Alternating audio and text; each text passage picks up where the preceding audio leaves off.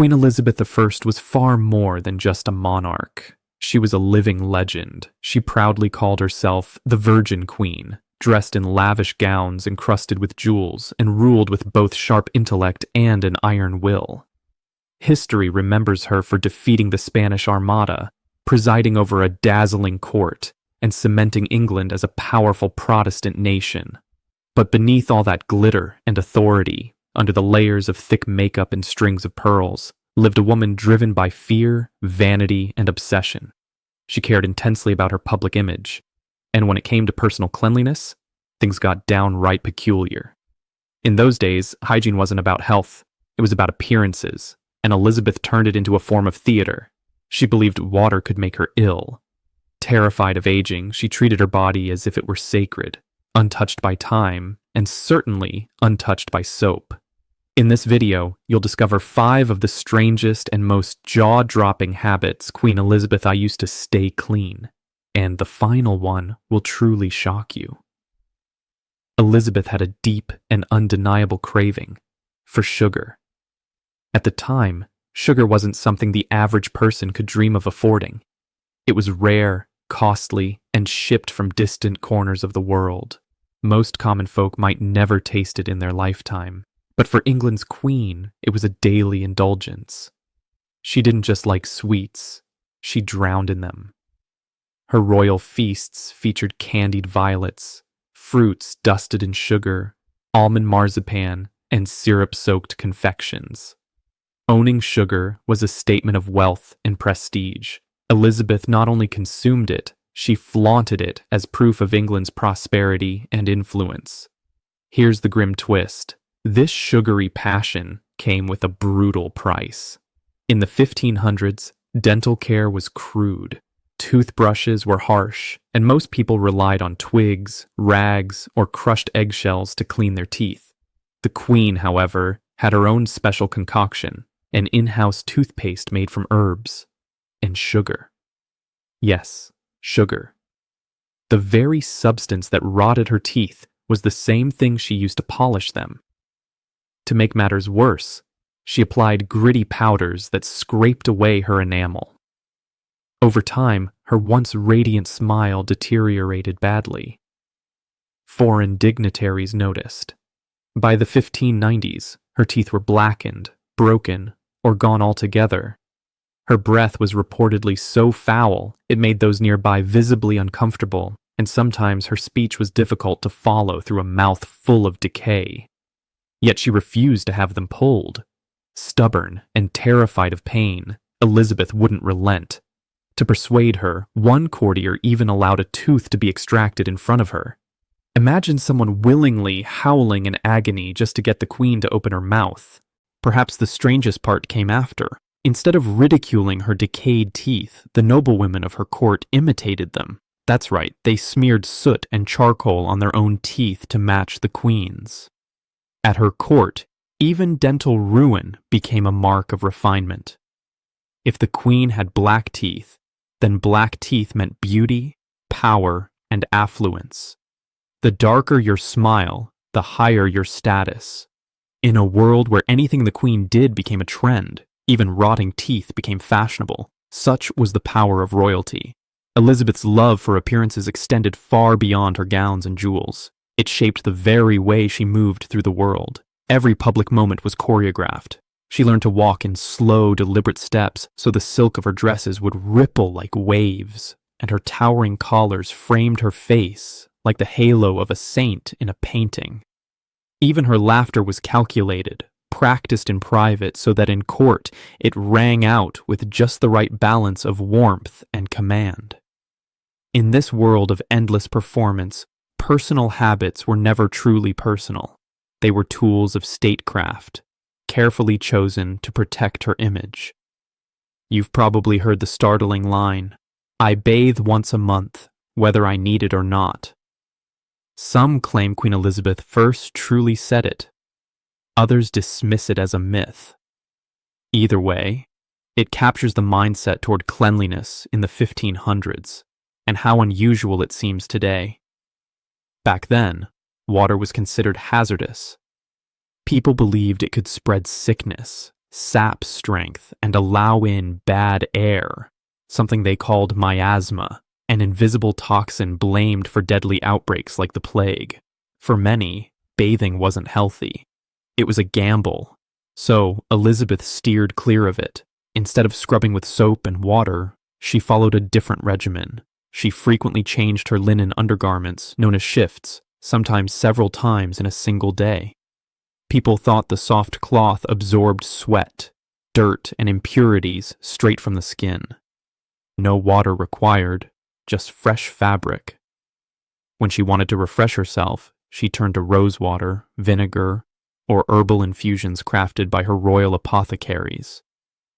Her maids gently patted these onto her skin. It was a slow, deliberate ritual, done not for true hygiene, but for presentation. She treated her body more like a sacred relic than a mortal form. It had to remain flawless at all costs. Why not simply take a proper bath? Because it was a major production. Her palaces lacked plumbing and running water. Bathing meant hauling out a massive wooden tub, heating dozens of buckets, and summoning at least 3 servants to pour, stir, and prepare it all. It was less like washing and more like arranging a royal ceremony. Bathing was a rare luxury, not a daily habit.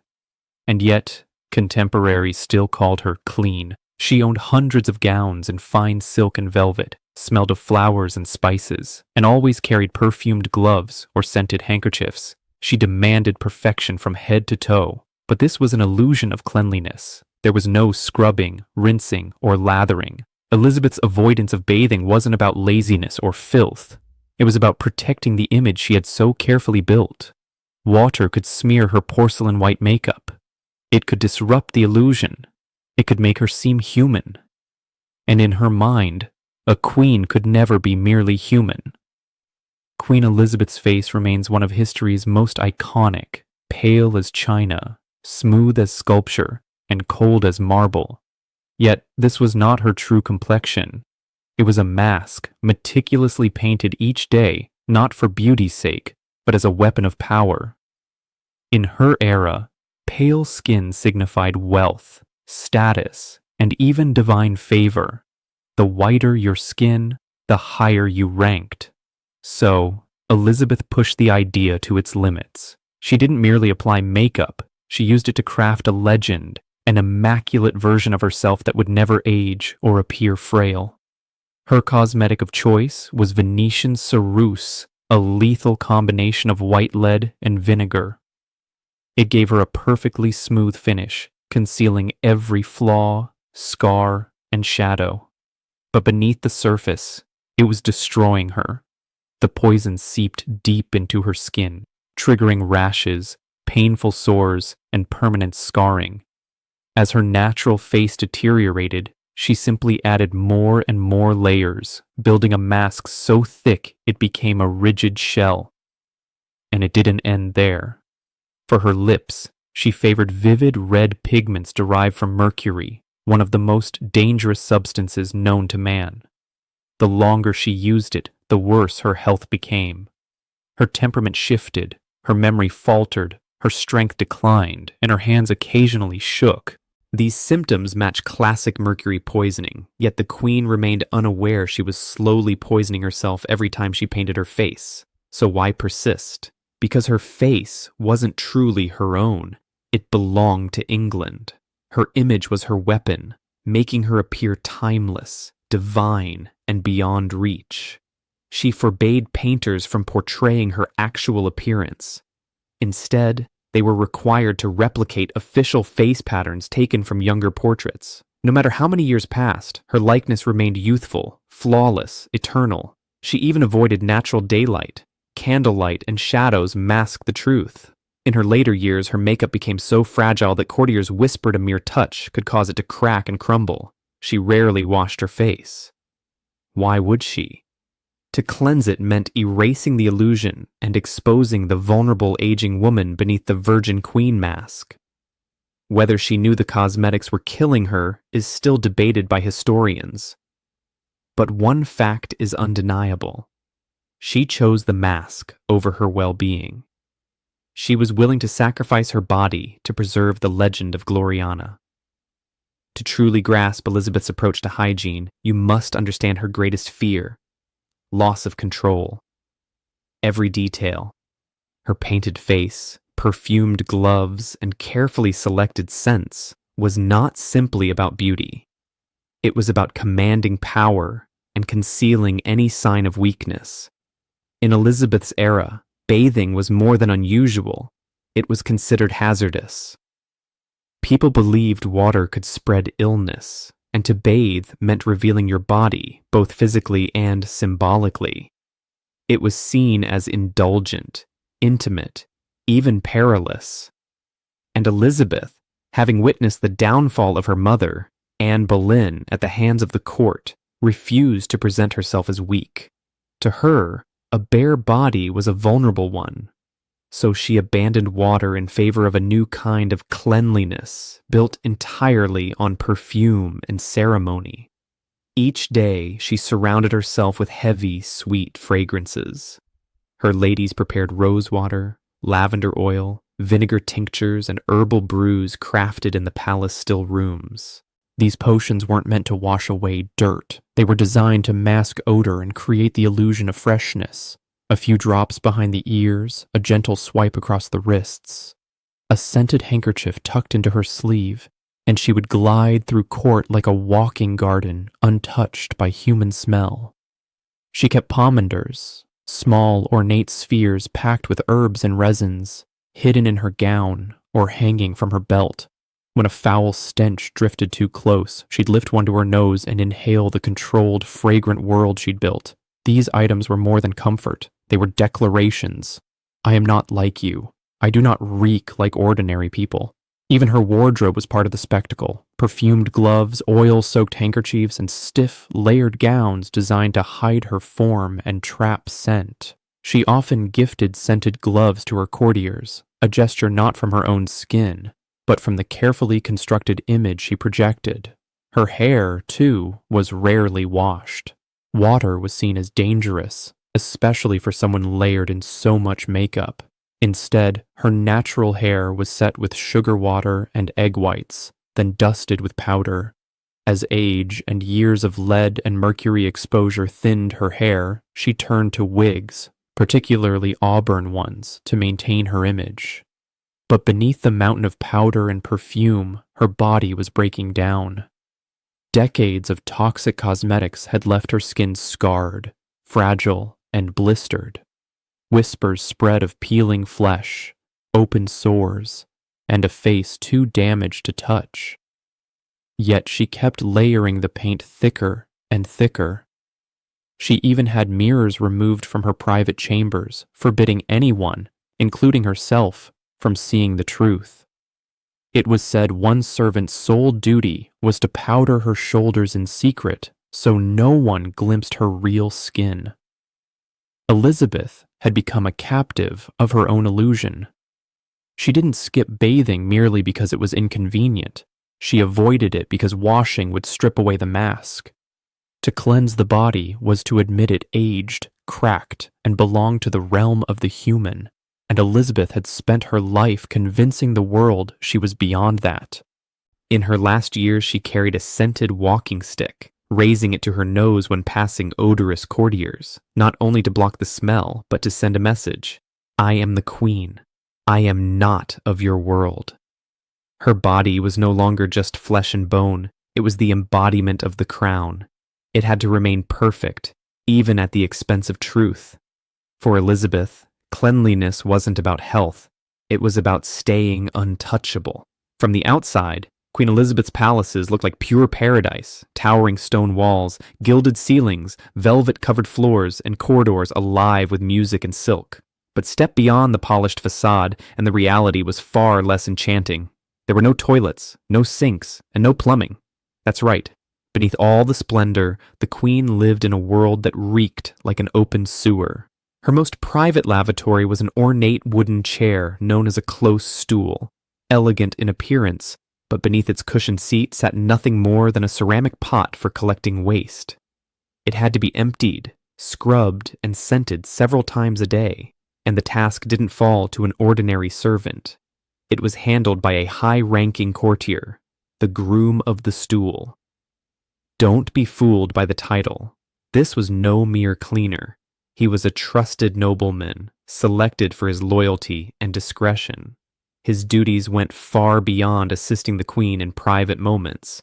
He helped her dress, oversaw personal affairs, and at times was privy to confidential political discussions.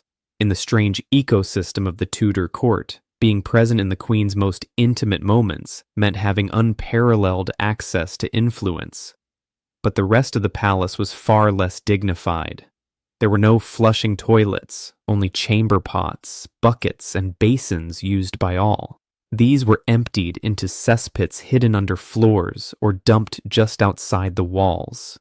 The unpleasant task fell to gong farmers, or night soil men, who worked under cover of darkness, hauling buckets of human waste through dim corridors and narrow staircases, careful not to spill, before disposing of it into open trenches. The stench was overwhelming and impossible to banish entirely.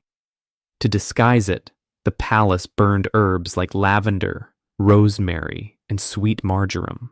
Flowers were scattered across the floors, and rushes soaked in fragrant oils were laid down to mask the odor.